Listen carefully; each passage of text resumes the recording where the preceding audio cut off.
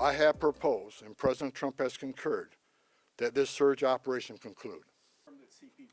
It's a moment many have been waiting for. Border Czar Tom Homan announcing today Operation Metro Surge is ending, and thousands of federal agents are leaving Minnesota. Thanks for joining us at 5 on air and streaming on KARE 11 Plus. I'm Julie Nelson. And I'm Lauren Lemanchek. Homan says a significant drawdown in agents is underway right now and will continue into next week. Homan says today's decision was possible because of unprecedented levels of coordination from state and local law enforcement. We have team coverage tonight, including reaction coming in from Minnesotans and local leaders. We begin tonight with Jennifer Hoff. Jennifer? Julie, Governor Walz reacting to the news with cautious optimism, saying he'd even help the agents pack, acknowledging, though, that they are leaving behind deep damage. While Homan says the state is much safer under President Trump's leadership.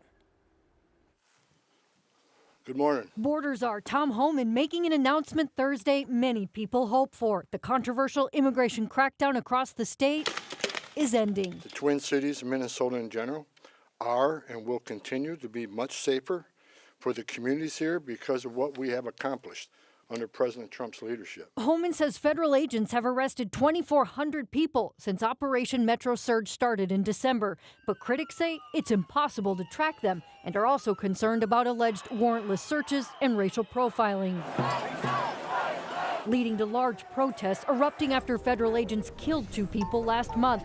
Homan then touting a new chain of command, body cameras, and unprecedented cooperation with Minneapolis's mayor and police chief and Governor Walz. We don't have to agree on everything, and we definitely do not.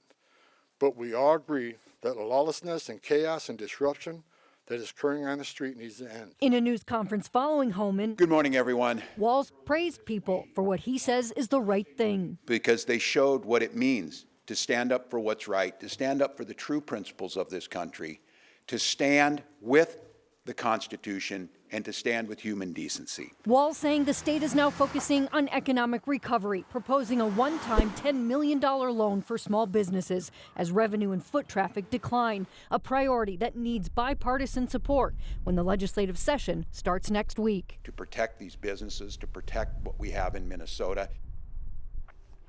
Walz also praised Homan for his willingness to talk about ending the surge, particularly in person, compared to Commander Bovino and Secretary Noem, who he said, Julie, he didn't have interaction with either of those two. So saying just how beneficial it was for all of them to sit down and talk through this. All right. Thank you, Jennifer.